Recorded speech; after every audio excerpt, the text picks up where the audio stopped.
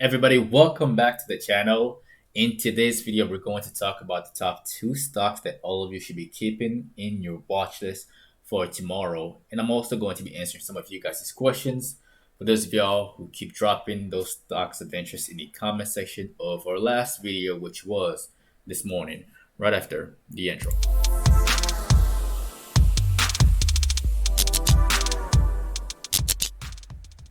All right, y'all. Before we begin, again, do not forget to annihilate the like button on your way in. And also don't forget to subscribe if you are new to the channel, all right? So let's begin. Let's get started. Right off the bat, we have the SPY over here. I told y'all specifically this morning that expect a dead cat bounce, a very small bounce. And today we got that small bounce right over here. All right, we got that bounce. We did it kind of like a little double bottom right there, right? It tried to tank overnight, and then during the day at like 9:50, right there, it tried, and then the buyer stepped in. All right, so I definitely think that tomorrow will be a green day. Wednesday may be a green day as well.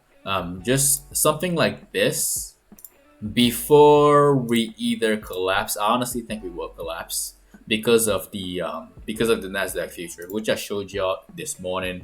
We're gonna look at Nasdaq again. Nasdaq right now, the drawing is still there. I haven't touched anything, so it's still playing out the way I anticipated. Now, will we get another 2018 moment? We will see. But so far, it's on track. So it's important to take advantage of the short-term moves as we move along. All right. Now, the first stock that all of you should be keeping in your watch list. That stock is ZS. All right. Now, the reason why I want to share ZS with all of you is because of this. Number one, long-term investors love this stock. It has a very strong upward trajectory, as you can see. Every time it dips down, buyers step up to the plate and push it up, like it pushes the stock even higher, right? And it's just been consistent throughout the past few months. And right now we're seeing another drop right there, followed by some consolidation. The pattern that I want you to really pay attention to is actually on the 1 hour. It's right here. All right, if you zoom in closely, you can clearly see that there is a bullish pennant on the chart. It's right there. It's quite clean, and it's about to break out tomorrow. And I do think that the Nasdaq is going to be green tomorrow. Again, it could be the beginning of a dead cat bounce. It could be, or it could be the beginning of a real bounce. Again, time will tell. But if it is green indeed, then we could see this thing move up to 310, maybe 312, and then run towards these levels right over here, towards these previous highs of like 330, maybe 335, within the next few days, probably by like Wednesday morning. It's very clean. I don't have any. It would have been nice if it actually dropped a little bit towards 290 before pushing up, but it looks clean. It looks really clean, and definitely keep that one in your watch list for tomorrow. Another stock that the second stock that y'all should be keeping in your watch list for tomorrow. That stock actually obliterated earnings. They had phenomenal earnings report, and that stock is none other than Micron, MU. All right, and so let's take a look at this one. So MU topped the Wall Street's estimates. They actually beat their revenue and their APS as well, as y'all can see on the screen. And the reaction to that to the report was actually very strong. So what usually tends to happen, again, what we want to see with MU, we want to see this thing actually hold that 88 $87 range throughout the entire night, overnight, and actually move a little bit like towards $88 or higher. Like, it doesn't matter. As long as it moves over here towards the open tomorrow, then it could be good for a long. I like it for one reason. The reason why is because of the 4 hour, right? If you look at the 4 hour, there's actually like a flag forming. It's on the chart. It's quite clean, right? It's right there. And the fact that the reaction was good makes it look even better. So a move up here, right there at first, followed by a break, could push the stock higher to like 93, maybe $95 by the end of the week.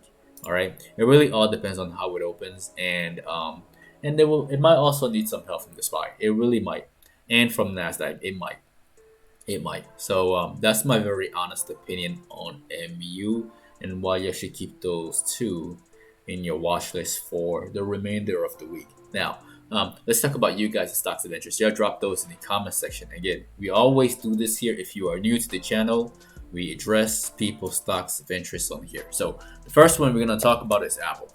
And in regards to Apple, as you can see right there, there is a gap at 166, which I was worried about, especially after this flush right there. I think this was Thursday. Yeah, after this flush right there, then the gap fill was almost imminent, and I wouldn't be surprised to see this thing actually being really, really slow, and maybe even like retesting this level. This is like the worst case scenario. We move all the way down to 160, the absolute worst case scenario, before it tries to like make some type of bounce later on. But the gap is there, and that has to fill first. Let's see how the weekly is looking. The weekly is not looking too terrible. The move up to that circle might take a little longer. Like it might take a few more weeks to actually get there. It might. But that's my very honest opinion on Apple. Right now, another stock that we're going to talk about. That stock was actually one of the stocks for this morning.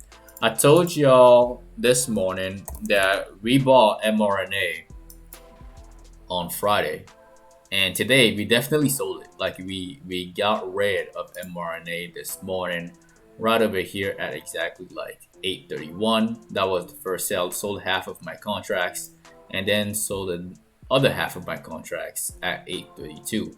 And if you look on the chart, that's like right over here as soon as the market opened, because I warned you guys. I told y'all that yes, the news happened with the vaccine stocks, but keep in mind that everybody who bought it on Friday were going to sell. And that also presented an opportunity to go short. I specifically said that. So some people went short in Discord, and hopefully some of y'all did as well, and were able to capitalize on this move to the downside. Like this right there, this zone, this is where I sold. And this is the absolute best entry to actually go short. And the same thing applies for Novavax as well. I told y'all that Novavax, again, same thing, is showed an opportunity for all of the bears out there, because individuals were going to take their money off the table. All right, so it was the first opportunity was at the open, and then the next opportunity was later on that day. There was actually there was this thing right there for day traders. All right, well, both of them were for day traders, but this one right there was a little bit more obvious if you missed the first drop. So now in regards to where they're going to go next, I do think that they're going to take their sweet time first. It needs to consolidate, and the volume needs to drop a little bit before rising back up again. But as of right now, I'm not in it. I'm not touching the stock. I thought ZS looked cleaner. So we'll see what the vaccine stocks do later on. All right, and the same thing applies for Moderna. Now, another stock that we're going to talk about, that stock is Marvel. I talked about that one this morning as well. I told y'all to watch this thing for a drop. My alert never rings. It never did. All right, at 81.55. And they just kept going sideways over here. And again, I told you guys before, consolidation is like the worst thing possible for short sellers. Short sellers do not like to see consolidation. Everybody who went in short on Friday over here at 84 for $50 and $84. Got what they wanted at first, which was a gap down. A great sign, right? But they never got the drop that they actually wanted. This dropped all the way down to 73 and then eventually to 75. The stock actually moved up and then went sideways for a lot longer. And then the smart short sellers got out right there. All right, this is where they probably exited. As you can see, the rise in buying volume right there. I don't think it's going to tank. I think it's just gonna go sideways and piss off a lot of short sellers even more. I'm not touching the stock at all. I just think that it's gonna consolidate, and that's my very honest opinion on it.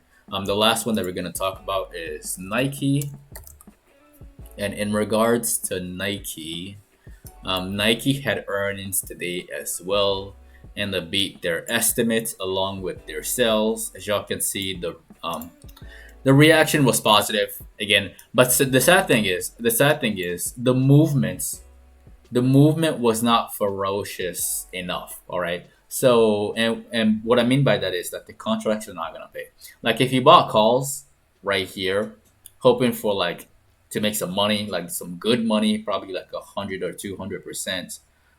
You may be disappointed in the morning, like especially if it decides to just chop overnight and do this like option killer thing and just like stay flat and go nowhere. The calls and the puts are all going to get annihilated. Like it's all gonna like drop by like 20 to 30%. So just keep that in mind. There is this giant box at the bottom because there's a gap that has to fill at some point. So we will see.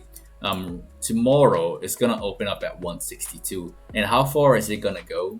I'm not sure it's gonna get too far. Like I don't think it's gonna get too far. I think it's just gonna chill here and then continue down and then eventually tank. That's what I think. All right, but we'll see.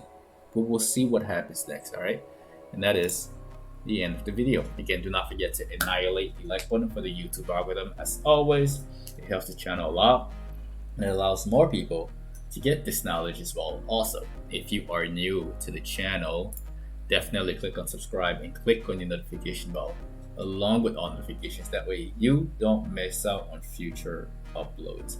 If you would like to be part of our private Discord community, you can find that as the very first link in the description of the video below. If you're not following us on social media, you can find me at Ngumah in the PATTERNOLOGY LAB on Instagram and on Twitter. And lastly, if you are interested in getting started in the stock market, I left some very basic step-by-step directions in the description of the video below as well. Once again, ladies and gentlemen, my name is Ngumah with PATTERNOLOGY LAB, where we trade patterns and patterns only. And I will see all of you in the next video. All right, enjoy the outro.